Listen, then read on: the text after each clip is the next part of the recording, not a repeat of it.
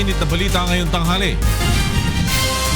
Tauhan ng Police Special Action Force na bubuo sa Counterintelligence Task Force kontra Police Scalawag dumating na sa Camp Crame.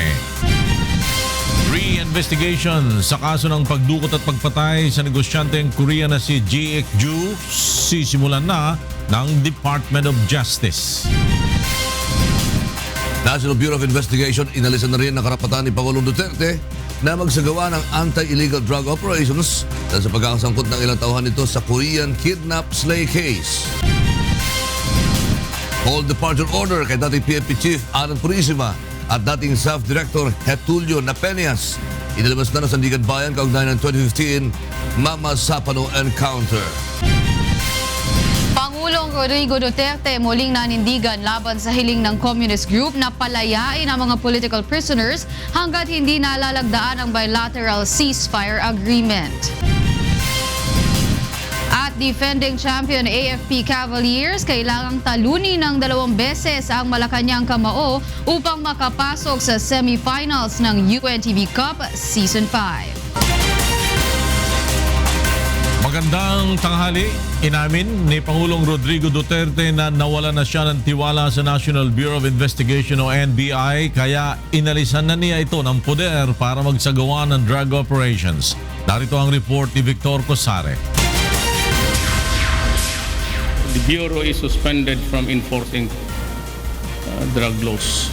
Sali kayo. Kasi nawalaan na akong tiwala sa inyo. Bukod sa PNP, inalisan na rin ng karapatan ni Pangulong Rodrigo Duterte ang National Bureau of Investigation o NBI na magpatupad ng batas na may kaugnayan sa ipinagbabawal na gamot. Dismayado ang Pangulo sa NBI dahil maging ang naturang organisasyon ay nahaharap sa mga isyu ng korupsyon. Kabilang na dito ang kaso ng pagdukot at pagpatay sa Koreanong si Ji Ik-ju kung saan dawit umano ang ilang kawani ng NBI. Nais ng Pangulo na isailalim din sa internal cleansing ang ahensya. Binigyang diin din ng punong ehekutibo na ang PIDEA katuwang ang AFP ang pinapayagan niyang maglunsad ng anti-illegal drug operations. I still have to write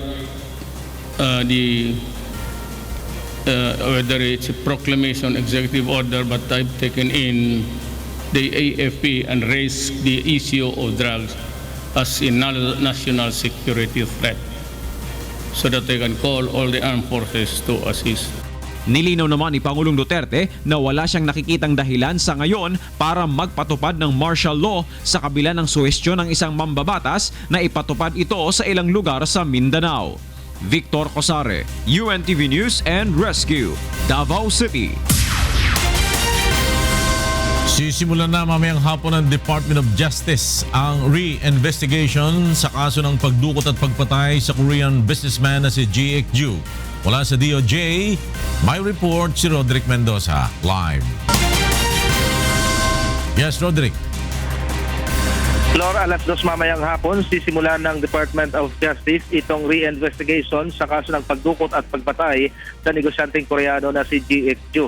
Pinadadalo sa pagdinig mamaya ang mga respondent na sina Police Superintendent Rafael Dumlao, SPO4 Roy Villegas, SPO4 Ramon Yalong, SPO3 Ricky Santa Isabel, PO2 Christopher Baldovino, Gerardo Ding Santiago, Jerry Umlang at Christopher Alan Gruenberg. Imbitado rin sa pagdinig mamaya sina Police Superintendent Glenn Dumlao, ang asawa ng biktima na si Kyung Jin Choi at kasangbahay na si Marisa Morquicho. Iniutos ng Angeles City RTC Branch 58 na muling imbestigahan ang kaso dahil na rin sa kahilingan ng Public Attorney's Office na tumatayong abogado ni Santa Isabel. Ito ay upang mabigyan ng pagkakataon ng mga respondent na makapaghain ng kanilang counter affidavit. Magugunitang ibinatay lamang ng DOJ sa salaysay ni na SPO4 Villegas at PO2 Baldovino ang kasong kidnapping for ransom with homicide na isinampa sa Angeles City RTC. Isa rin sa dahilan ng re-investigation ang bagong tuklas ng mga ebidensya gaya ng pagkakakilanlan ng mga akusadong sina alias Sir Dumlao na walang iba kundi si Superintendent Rafael Dumlao alias Ding na kinilala bilang si Gerardo Santiago na may-ari ng puneraryang pinagdalhan sa bangkay ng biktima at si alias Jerry na walang iba kundi ang NBI striker na si Jerry Umlang. Flor? Maraming salamat sa iyo, Roderick Mendoza. Nagulat mula sa DOJ. Samantala, Nais pa imbestigahan ng isang senador ang report ng Amnesty International na umano'y may ibinibigay na insentibo sa mga pulis sa bawat drug suspect na napapatay. Samantala, questionable sa mga senador ang pagbaba ng bilang ng mga vigilante killings kasunod ng pagpapatigil sa Oplan, Tokhang. Narito ang report ni Joyce Balancio. Palaisipan para sa mga senador ang tila pagbaba ng bilang ng vigilante killings o mga napapatay na hindi matukoy ang suspect kasunod ng pag-anunsyo ni PNP Chief Ronald De La Rosa noong January 30 ng pagpapatigil sa Oplan, Tokhang. Kung ang EJK pinag-uutos ng mga pulis gamit ng mga vigilante, bakit din tumigil? Malamang bayad na rin yun kung totoo man. Bakit biglang titigil kung may bayad na o bayad na? Well, sabi ko nga, commendable coincidence, ano? Dahil, di ba, gusto rin naman natin talaga walang mapatay yung mga vigilantes. At kung meron naman silang patayan, masob ng pulis, ano? Mabuti na rin. If at all, merong connection, may correlation, pasalamat na rin tayo na walang namamatay o kung may namatay man, kakaunti na lang. Bagaman hindi pa naglalabas na opisyal na anunsyo ang PNP hinggil dito, una nang itinanggi ni PNP Chief De La Rosa na mismo mga pulis ang sangkot sa vigilante killings. Sinabi rin niyang nais muna mag-focus ng PNP sa paglilinis ng hanay ng kapulisan, isang bagay na ayon kay Senator Escudero ay dapat inuna na ng PNP bago sumabak sa all-out war on drugs. Paiimbestigahan naman ni Senator Cheese Escudero sa Senado ang inilabas na report ng Amnesty International patungkol sa munay pagiging bayaran ng mga pulis sa kampanya kontra droga. Nakatakdang maghain ng resolusyon ng senador sa susunod na linggo para maimbitahan sa pagdinig ang mismong ahensya at ang Philippine National Police para magpaliwanag sa mga akusasyon laban sa kanila. Samantala, tumututol naman ang ilang mga senador sa planong paggamit ng Pangulo sa Armed Forces of the Philippines sa kampanya kontra droga. Sinabi na Senator Lacson at Senator Laila de Lima na delikado ito, habang inihayag naman ni Senator Escudero na kulang sa training ang AFP para tumulong sa law enforcement. Sa panig naman ng Philippine Drug Enforcement Agency o PDEA na ipinapanukala na ahensyang mamuno sa anti-drug war, sinabi ni PDEA Director General Isidro La Peña na magpapatupad sila ng adjustments para mapunan ang trabahong naiwan ng Philippine National Police. Makikipag-koordinasyon rin anya ito sa ilang government agency at mga barangay para magsilbing katulong sa National Anti-Drug Campaign. Joyce Balancio, UNTV News and Rescue, Senate of the Philippines. kasalukuyan nagsasagawa ng Command Conference ang Philippine Drug Enforcement Agency o PDEA at tinatalakay ang mga detalye sa gagawing pagpapatupad sa anti-drug war ng pamahalaan. Mula sa Quezon City, may report si Grace Casian live. Grace. Kay pinangunahan ni Philippine Drug Enforcement Agency Director General Isidro La Peña ang conference ngayong umaga upang planuhin ang kanilang mga isasagawang operasyon kontra droga. Aminado si Director General La Peña na mabigat ngayon ang responsibilidad na nakaatang sa PDEA. Ngayon sila na ang naatasang manguna sa mga drug operation kasunod ng pagbuwag sa lahat ng anti-illegal drugs operations ng PNP. Para mapunan ang kanilang kakulangan, sa tauhan ay hihingi sila ng tulong sa iba't ibang ahensya ng pamahalaan at barangay. Pangunahin ng magiging reinforcement ng PDEA ay ang Armed Forces of the Philippines. Palalakasin din nila ang kanilang koordinasyon at drug clearing operations sa bawat barangay. Nagsimula na rin naman ang PDEA sa kanilang internal cleansing upang matiyak na wala sa kanilang mga tauhan ang sangkot sa anumang sindikato ng ilegal na droga. Tiniyak nila Peña na pananagutin ang lahat ng PDEA personnel ang papatunayang guilty sa kasong administratibo na kasalukuyang kinakaharap nito sa Internal Affairs Service o IAS. Nagbabala rin ito na hindi siya magdadalawang isip na patawan ng parusa ang sinumang PDEA personnel na mapapatunayang involved sa mga katiwalian. Hanggang sa mga oras na ito kaya ongoing pa rin ang command conference ng PDEA at inaasahang tatagal ito ng maghapon dahil sa lawak at laki daw ng kanilang tatalakayin kaugnay sa kanilang gagawing operasyon kontra illegal na droga. Lakay? Maraming salamat, Grace Casian, nag-uulat mula sa Quezon City. Nasa dating opisina na ng Anti-Illegal Drugs Group o AIDG ang Special Action Force na bubuo sa Counterintelligence Task Force laban sa mga pulis scalawag. Mula sa Camp Crame, may report si Leia Ilagan live. Yes, Naya. Magandang tanghali sa Ilocay. Mahigit 72 o mahigit 70 miyembro ng Special Action Force ang dumating kanina sa dating opisina ng Anti-Illegal Drugs Group o AIDG. Ang mga ito ang bubuo sa Counterintelligence Task Force na pamumunuan ni Police Senior Superintendent Jose Chiquito Malayo na tututok laban sa mga pulis eskalawag. Ayon kay PNP Chief Police Director General Ronald Bato de la Rosa, bukod sa mahigit 70 staff na siya magsasagawa ng tactical offensive, mayroon ding miyembro mula sa Criminal Investigation and Detection Group na magsasagawa naman ng mga investigasyon at intel operatives mula naman sa Intelligence Group. Sinabi pa rito na napirmahan na niya ang memorandum kahapon hinggil sa binuong CITF at maaari na itong ilunsad sa Lunes upang maging open o maging bukas naman sa mga reklamo laban sa mga tiwaling pulis. Ang problema nga lamang ayon kay General Bato ay ang matutuloyan ng mga ito kasalukuyan pa lamang nagliligpit ng mga gamit ang mga dating tauhan ng AIDG. Kaya naman ininspeksyon ni Chief PNP ang parking area kung saan nakatambak ang ebidensya ang mga sasakyan na nakumpiska ng AIDG sa kanilang mga drug operation. Sinabi pa ng General na hihilingin niya sa korte na i-turn over na lamang sa Dangerous Drugs Board ang nasabing mga sasakyan upang lumuwag sa parking area at magamit ito ng mga tauhan ng CITF. Balik sa Ilocay. Maraming salamat, Leia Ilaga. Nag-uulat mula sa Camp Crame. Naglabas na ng whole departure order ang Sandigan Bayan 4th Division laban kina dating PNP Chief Alan Purisima at Sub-Director Getulio Napeñas. Dahil dito, hindi napapayagang makalabas ng bansa sina Purisima at Napeñas, maliban na lamang kung pinayagan ng korte. Akusado ang dalawa sa kasong graft at usurpation of authority kaugnay ng madugong Mama Sapano encounter noong 2015. Nagpiyansa si Purisima ng halagang 20,000 piso sa Sandigan Bayan para sa kanyang pansamantalang paglaya. Samantala, wala pang pahayag si Pangulong Rodrigo Duterte sa deklarasyon ng CPP-NPA na tinatapos na nito ang unilateral ceasefire sa pamahalaan. Samantala, tungkol sa hiling na palayain ang mga political prisoners, sinabi ng Pangulo nang mangyayari ito kapag nalagdaan na ang joint ceasefire agreement.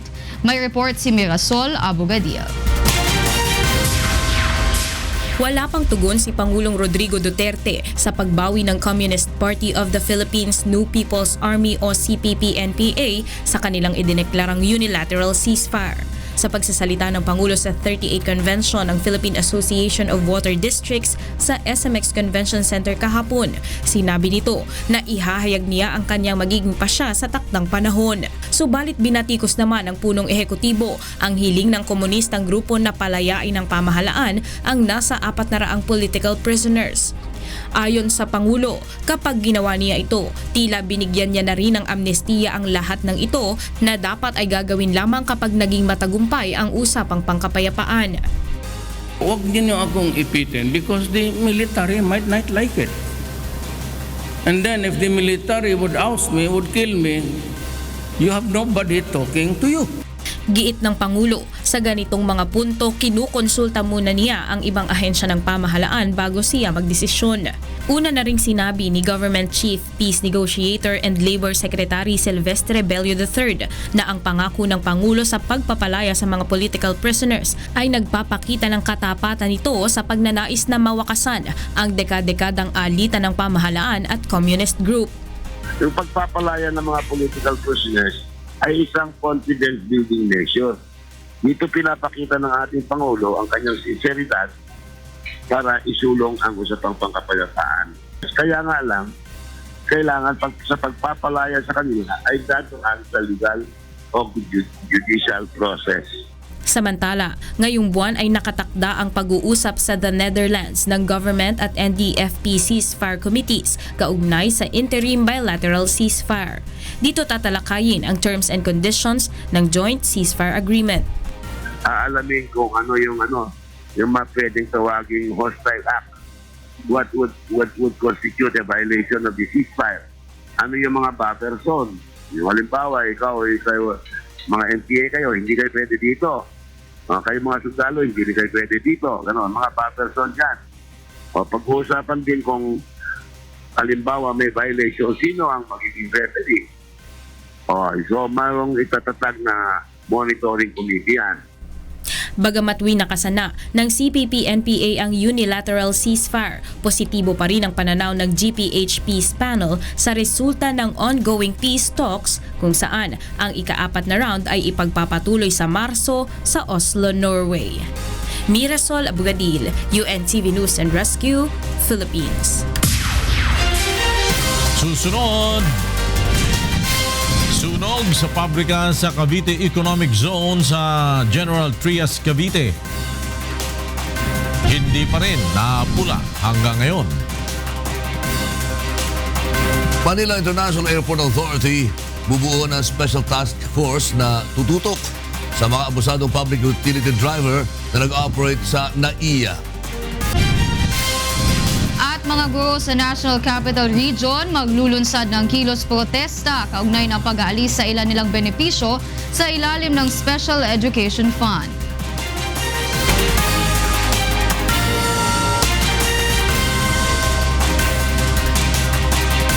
Nakatakdang magmarcha mamayang hapon ng mga guro ng National Capital Region o NCR patungong Department of Budget and Management para hilingin na may balik ang kanilang allowance mula sa local government units o LGUs. Mula sa Quezon City, may report si Aiko Miguel live. Aiko. Magandang tanghali, Flor. Mamayang alas 2 ng hapon magsisimulang magtipon-tipon ang mga guro ng National Capital Region sa harap ng Mendiola at magmamarcha patungong Department of Budget and Management. Ang pagkilos na ito ay ang mariing pagtutol ng mga public school teacher sa Joint Circular No. 1 Series of 2017 ng Department of Budget and Management, Department of Education at Department of Interior and Local Government. Nakapaloob din dito ang pagtatanggal sa local allowances mula sa local government units para sa mga DepEd hired teachers. Bagkus lalabas ito bilang expenses chargeable sa Special Education Fund ng mga guro o mapupunta pa sa ibang bagay. Maging ang panukalang pagpataw ng karagdagang buwis o excise tax sa produktong petrolyo ng Department of Finance ay kanilang tinutulan. Mangangahulugan umano ito ng domino effect sa pagtaas naman ng presyo ng iba pang bilihin. Clear kasama sa mga grupo ng guro ang Alliance of Concerned Teachers at ang Quezon City Public School Teachers Association na binubuo ng mahigit 30,000 mga guro. Muli rin nilang ipapanawagan sa pamahalaan ang pagbibigay ng dagdag na sweldo kasama ang iba pang kawani ng pamahalaan. Mamayang hapon, Floor, ay bahagi ng programa ng kanilang protesta ang pagpunit ng kanilang mga dalang payslips bilang pagpapakita ng kanilang pagtutol sa pagtatanggal nga ng local allowances sa mga guro mula sa LGUs na nakapaloob dito sa Joint Circular No. 1 Series of 2017 na inilabas ng 3 kagawaran. Yan muna ang latest live. Balik sa iyo, Floor. Aiko Miguel, nagulat mula sa Quezon City. Nagbabala ang Land Transportation, Franchising and Regulatory Board o LTFRB sa mga jeepney at UB Express operators na kakansilahin ang kanilang prangkisa kung sasama sa malawakang kilos protesta sa Lunes. Pagsasagawa ng kilos protesta para tutulan ang phase-out sa mga lumang pampasaherong jeep. Ayon sa LTFRB, nakasaad sa inisyo sa kanilang prangkisa o Certificate of Public Convenience na bawal tumigil ng operasyon bilang protesta. Samantala, 100 bus ang palalabasin ng LTFRB para sa mga pasaherong maapektuhan ng kilos protesta sa Lunes. Bubuo ng Special Task Force ang Manila International Airport Authority o MIAA upang tutukan ang mga abusadong driver na mga pampublikong sasakyan na nag-ooperate sa NAIA. Narito ang report ni Joan Nano. January 27, 2017 nang mag-viral sa social media ang post ng isang Ralph Perez. Inirereklamo nito ang nakatalo niyang driver ng Bernadelle Taxi na umano'y naniningil sa kanya ng 300 pesos kada kilometro mula nang sumakay siya sa Ninoy Aquino International Airport. Sinubukan pa umano ng biktima na humingi ng tulong, subalit hindi umano niya mabuksan ang mga pintuan at bintana ng taxi. Para makalabas ng taxi, nagdahilan umano ang biktima na magwi-withdraw ng pera sa isang ATM sa Makati para pambayad. Ngunit agad umano siyang tumakas nang makahanap ng tiyempo. Bago sumakay daw yung mga pasahero, yung metro nila parang may takip na siyang electrical tape. So yung amount o yung presyo, hindi mo siya makikita. Ang magre-reflect lang yung kilometer. So hanggang i-deceive nila yung pasahero nila na para bang, by kilometer po tayo sisimulan niya sa 30 pesos. Parang magaan pakinggan siguro. 30 pesos kada 100 meter. So equivalent ng 100 meter kasi sa 1 kilometers, 1,000. So lumalabas ngayon, 300 per kilometer. Ilang araw matapos na idulog sa mga otoridad ang reklamo ng biktima, agad na aresto ang suspect na kinilalang si Victorino Duldulao, 36 anyos. Naaresto siya ng airport police habang naka-standby sa NAIA Terminal 3 dahil sa reklamong resistance and disobedience to lawful order, concealing true name and direct assault upon agent of a person in authority. Napag-alaman rin na iligal ang ginagamit nitong prangkisa at gumagamit ng kambal na plaka. As regards Kambal Plaka, that's a very serious incident, by the way, not only involving LTFRB but also LTO. So we're going to touch base also with ASIC Ed Galvante on this one para makansela na rin yung mga plaka nila, kung ilan man yung plaka nila. I just like to take note, actually, in one region, hindi lang Kambal, quadruplet po. Inamin naman ng suspect na 1 taon na niyang ginagawa ang modus operandi para mambiktima ng mga pasahero sa NAIA. Kaugnay nito, isang special task force ang bubuuin ng Manila International Airport Authority kontra sa mga abusadong driver ng mga pampublikong sasakyan na bumabiyahe sa NAIA. Muli namang nagbabala ang MIAA at LTFRB na papananagutin nila ang mga driver na nagsasamantala sa mga pasahero. John Nano, UNTV News and Rescue, Pasay City. Dalawa sa mga nagbalangka sa 1987 Constitution mariing tinututulan ang pagbabalik sa death penalty dahil paglabag ito sa saligang batas at karapatang pantao. Naritong report ni Monokson. This is the Constitution I'm willing to die for. If I have to sign the Constitution again, I would repeat what I have said. This is the Constitution I'm willing to die for.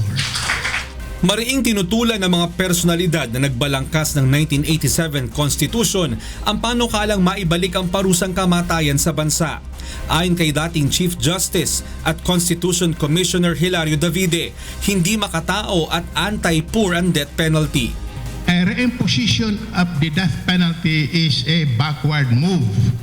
And again, I would say it is also anti-poor. Those affected by the imposition of the death penalty would be the poor. Anila, ang 1987 Freedom Constitution ng Pilipinas ang maituturing na pinakamodelo ng pagiging makatao na naturang konstitusyon na ginaya na rin umano ng ibang bansa. Kung may papatupad muli ang death penalty, direkta itong kokontra sa isinasaad ng konstitusyon na no person shall be deprived of life. Nakahanda rin si dating Senador Rene Sagisag na makipaglaban upang ipagtanggol ang konstitusyon. To me, it's worse than extrajudicial execution. It is judicial murder. And history all over the world, anti-poor.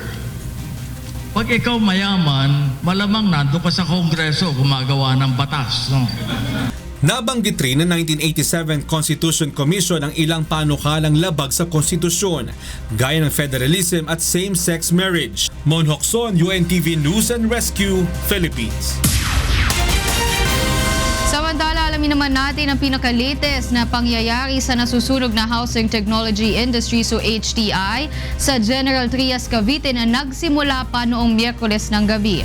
At mula nga sa Cavite, may-report si Ray Pelayo live. Ray, ano ng latest dyan? Dahil hindi pa rin tuloy ang napula ang apoy sa nasusunog na factory dito sa Cavite Economic Zone, partikular ang House Technology Industries.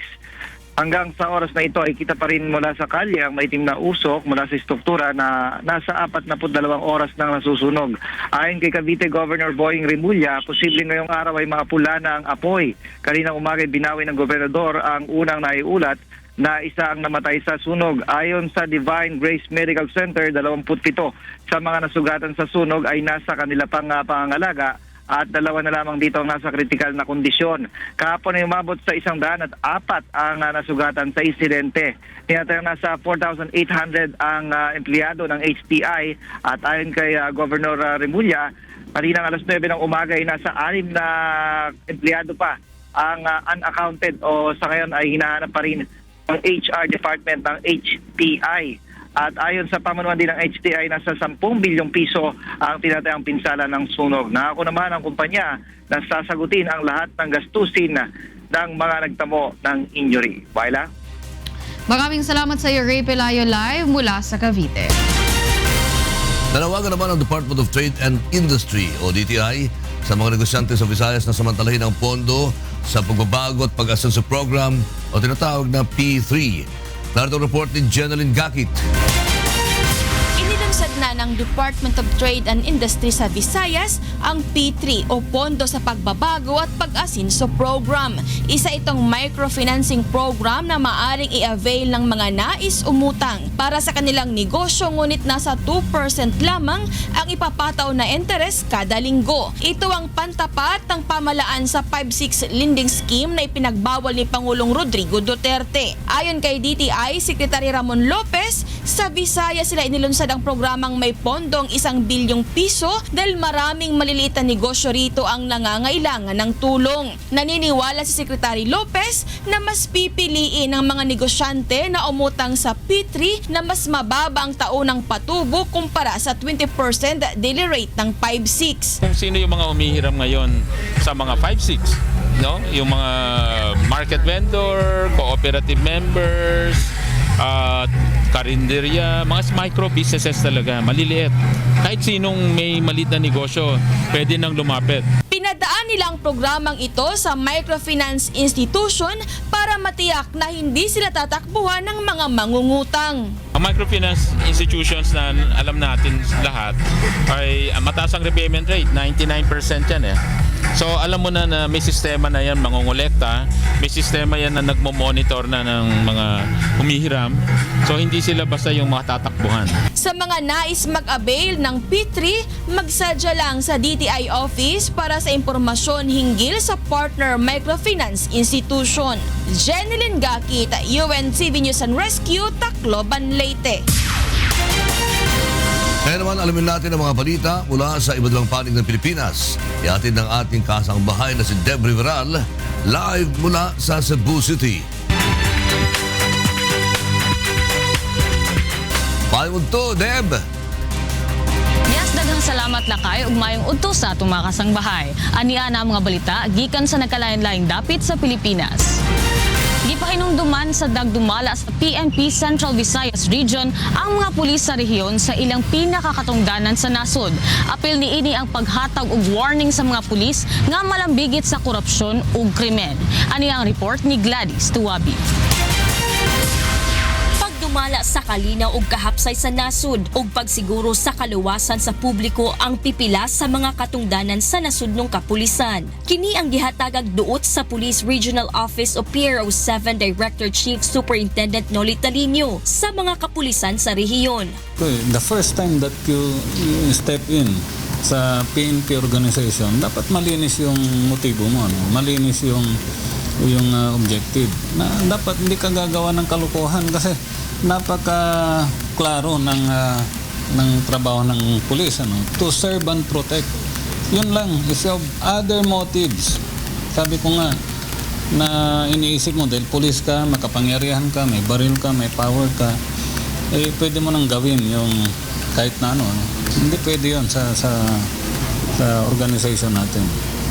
Sa gihimong oath-taking og donning of rank sa 388 ka mga recruits o 409 ka mga newly promoted nga pulis, nagpasidaan ng hepe sa Central Visayas sa mga tiwali nga pulis, ilabi na sa mga malambigit sa iligal nga droga ug korupsyon. Kini human sa nalambigit karon nga kontrobersiya sa nasudnong kapulisan, mahitungod sa pagdakop ug pagpatay sa Korean businessman nga si Ji Ik-ju mismong sud sa Camp Crame. Samtang dili malikayan nga muubos ang moral sa kapulisan tungod sa isyu nga gikalambigitan.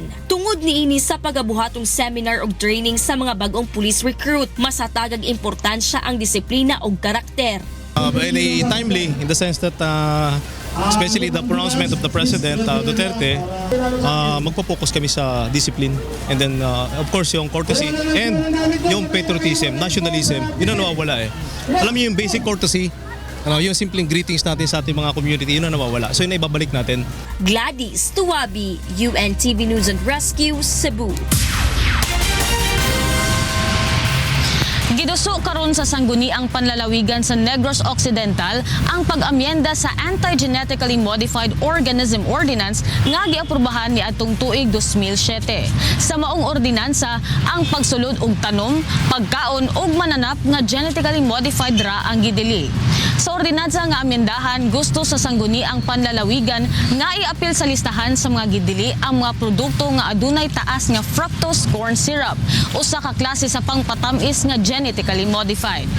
Pinaagi niini, matabangan sab ang sugar industry sa probinsya tungod sa hinay-hinay nga pag-us-us niini tungod sa pagtaas sa sugar importation. Kung maprobahan na ang amended ordinance, obligado ang mga food and beverage company nga maghatag og certificate nga magpamatuod nga walay sagol nga GMO ang ilang produkto. Sa laing bahin, sobra sa 7,000 nga student athletes gikan sa lain-laing bahin sa Bicol Region ang magtigi sa kusog sa paggabuhatong Palarong Bicol 2017 karong Domingo sa Legazpi City.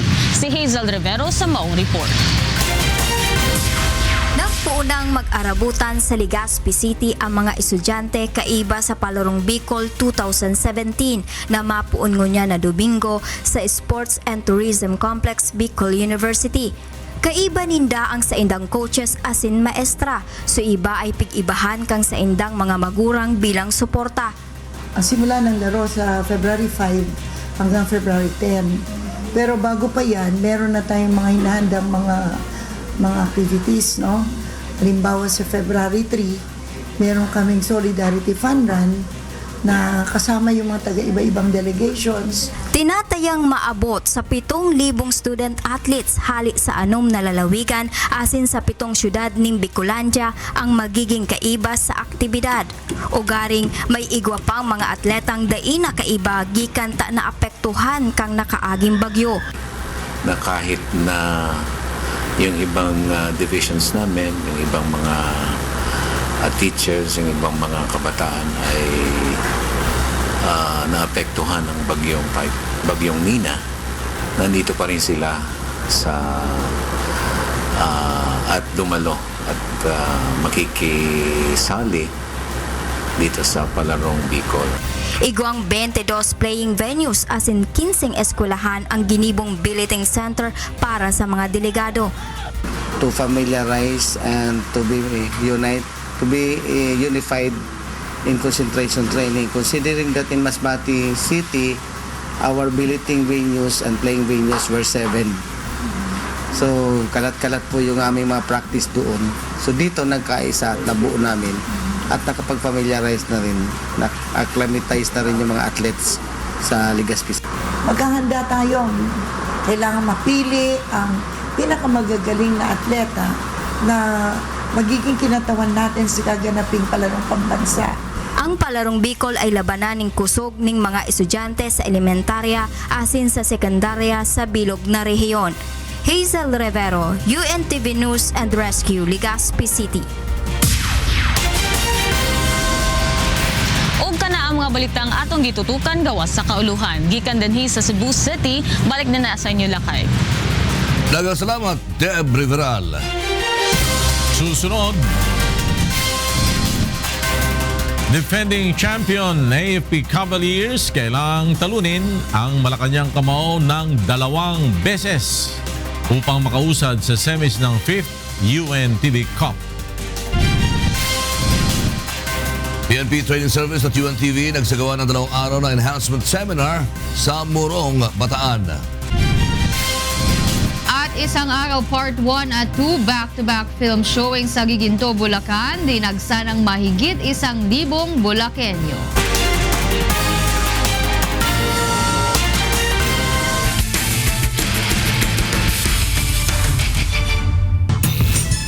Kailangan ng defending champion AFP Cavaliers na talunin ang Malacanang Kamao upang makapasok sa semifinals ng UNTV Cup Season 5. Narito ang report ni Bernard Dades.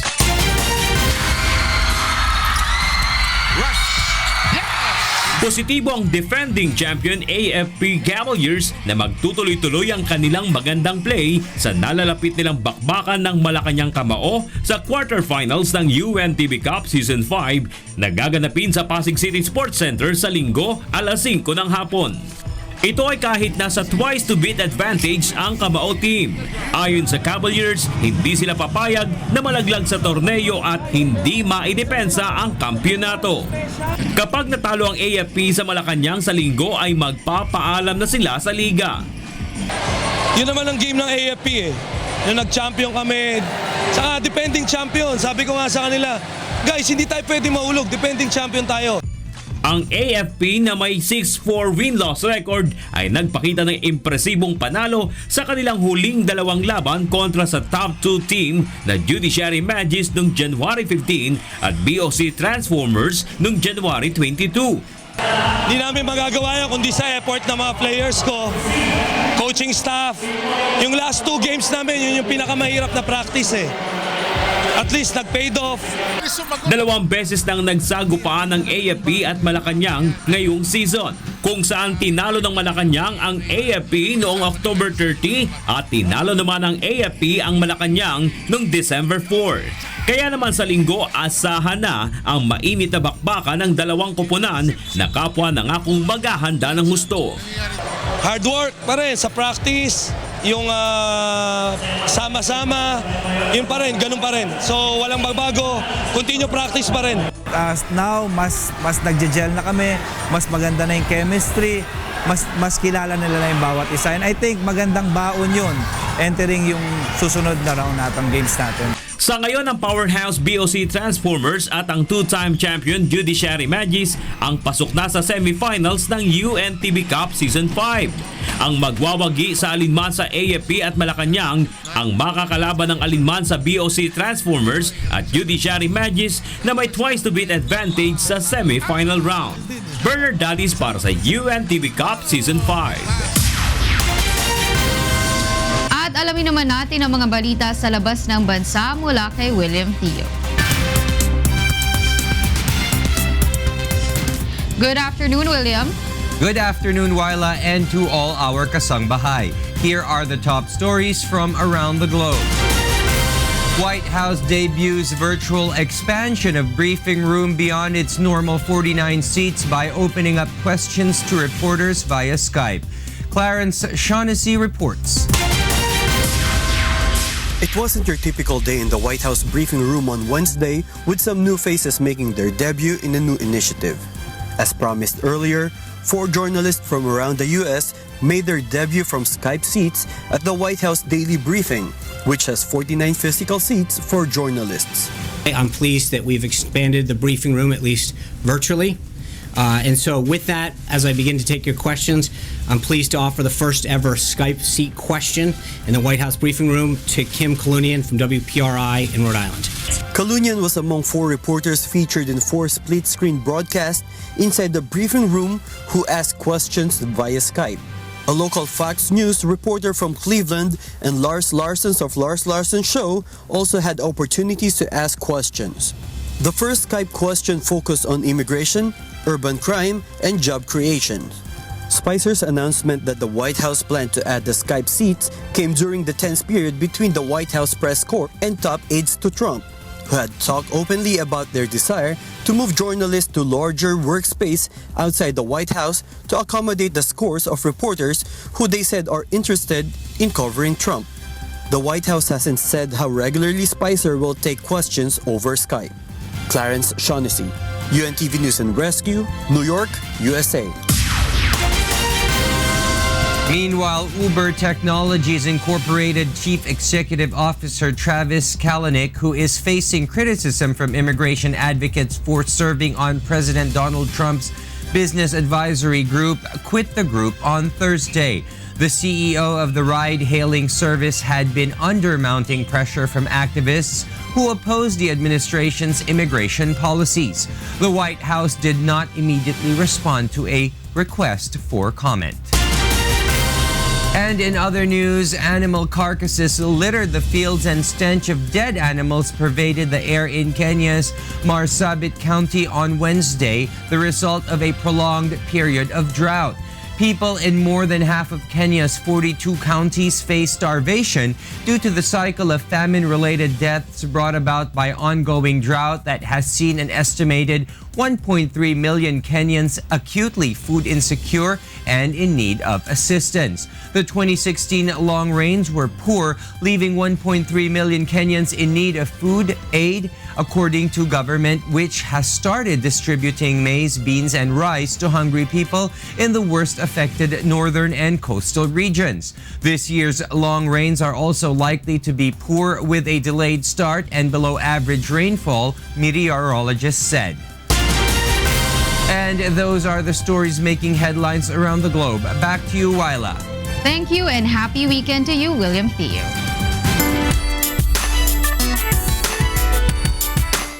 Mahigit 1,000 Bulakenyo ang nanood ng Isang Araw Part 1 at 2 sa Giginto Municipal Athletic and Cultural Center. Kabilang sa mga nanood ang alkalde ng Giginto at mga kawani ng pambansang pulisya na hinangaan ang mensahe ng pelikula. Narito ang report ni Nestor Torres. Matagal ka na sa pwesto, Congressman. Hindi pa ba busog ang bulsa mo? Gumawa ka naman ng mabuti nang hindi pakitang tao. Kahit isang araw lang. Sino nga ba ang makalilimot sa pamosong linya na ito ni Daniel Baltasar sa pelikulang Isang Araw Lang? Ang unang bahagi ng advocacy film kung saan nagsimula ang lahat sa istoryang hinango sa realidad ng buhay, kung saan mayroong mayayaman at may kapangyarihan na nanggigipit sa mga mahihirap at mga hamak sa buhay. Hindi rin makalimutan ang kwento sa lumpia na nagpaiyak sa mga manonood sa ikalawang yugto naman ng pelikula.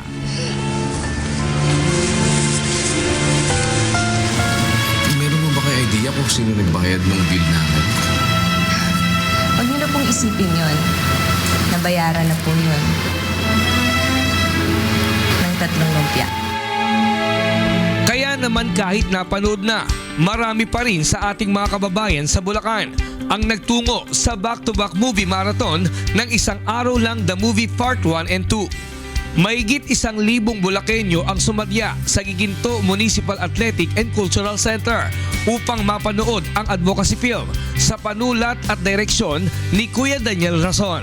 Isa si Jeremiah sa mga ito na kahit may karamdaman ay pinili pa rin na makapanood. Kahit po may sakit ako na sa puso at kakadialysis ko lang po kanina, pinilit ko pong magpunta rito para makapanood. Dialogue po si Kuya Daniel na ang Diyos ang nagsusugat, ang Diyos din ang nagpapagaling. Kaya po lumalakas po yung loob ko. Naantig naman ang damdamin ni Celine dahil sa mga aral na itinuturo sa pelikula. Naiyak po na nandito. Halo-halo po emotion. Sana po gumawa po na maraming pelikula pa si Kuya Daniel para yung ibang tao mamulat po sa katotohanan, magkaroon po ng tapsit. Samantala, saludo naman ang alkalde ng Giginto sa napapanahong tema ng Isang Araw The Movie. Napakaganda nito sapagkat una ay inilalayo natin ang ating mga kababayan sa illegal na droga, lalo na sa paggawa ng masama. At napakaganda na advocacy ang ginagawa niya na ito. Kaya nga sumasaludo ako sa iyo, Kuya Daniel, sa pamamagitan na yung pelikula ay nakakaroon ng mga aral at nahihikayat, lalo higit ang ating mga kabataan. Nahihikayat ang ating mga kabataan sa paggawa ng mabuti. Napahanga naman ang ilang mga pulis sa part 2 ng pelikulang Isang Araw kung saan nagbibigay ng magandang halimbawa ng pagtulong sa kapwa. At kung tayo nagtanim o gumawa ng mabuti, ito po'y magbubunga rin ng mabuti. Isa rin sa naging kaabang-abang na tagpo sa pelikula ay ang eksena sa pagbibigay ng payo ni Brother Eli Soriano kay Kuya Daniel upang huwag gumanti ng masama sa masama. Ang paggawa ng mabuti ay isang bagay na dapat ipinagpapatuloy. Ginantihan man ng masama, kailangan pa rin tayong gumawa ng mabuti sapagkat may araw na yung ating mabuting gawa ay tiyak na magbubunga ng mabuti. Nestor Torres, UNTV News and Rescue, Bulacan.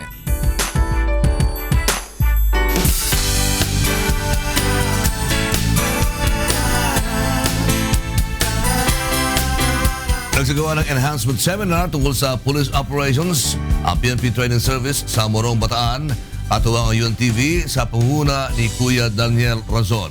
Narito ang report ni Brian Evangelista.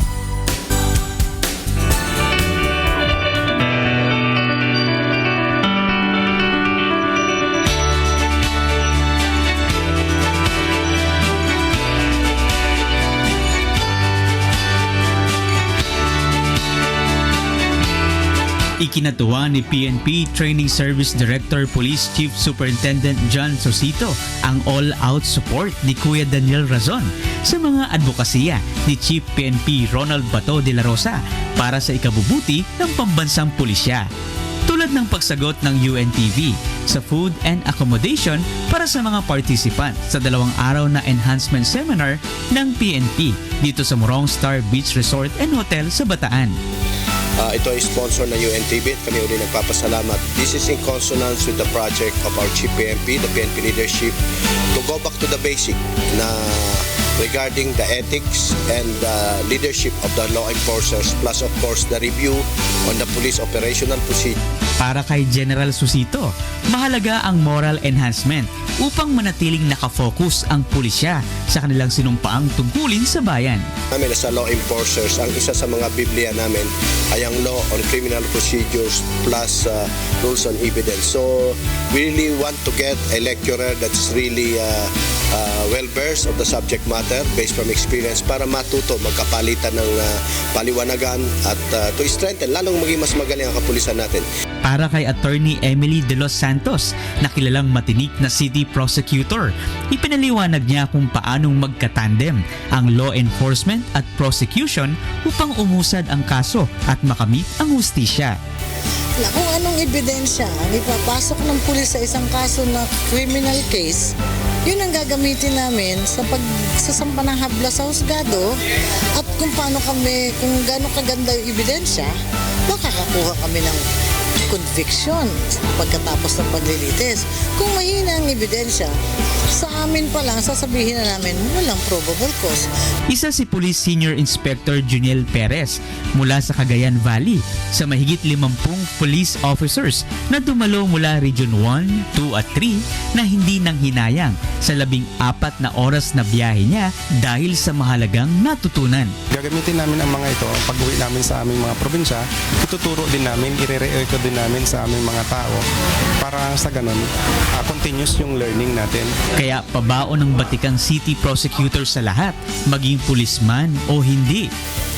Alam mo sarili mo, taas na ka sa tama mo, kahit ano pa. Diba? Ano yan wala sa profesyon yan. Nasa pagpapahalaga mo sa pagkatao mo sa habang dumadaan ka sa biyahe na to sa mundong ito. May maiwan ka man lang sana isang aral sa katabi mo. Hindi na kailangan sa pamilya mo, kapitbahay mo, kahit sa kaaway mo, mag-iwan ka ng leksyon sa kanya. Magpapatuloy ang UNTV bilang katuwang naman ng PNP upang maisagawa pa ang ganitong klaseng enhancement seminar sa lalawigan ng Aklan, Cebu at General Santos City. Brian Evangelista para sa Serbisyong Kasambahay. At yan ang mga balitang aming tinutukan at inaksyonan. Dahil sa aming pagbabalita, una ang pagkalinga sa kapwa. UNTBC News, may balita sa mga panig ng daigdig. Magandang tanghali at Happy weekend!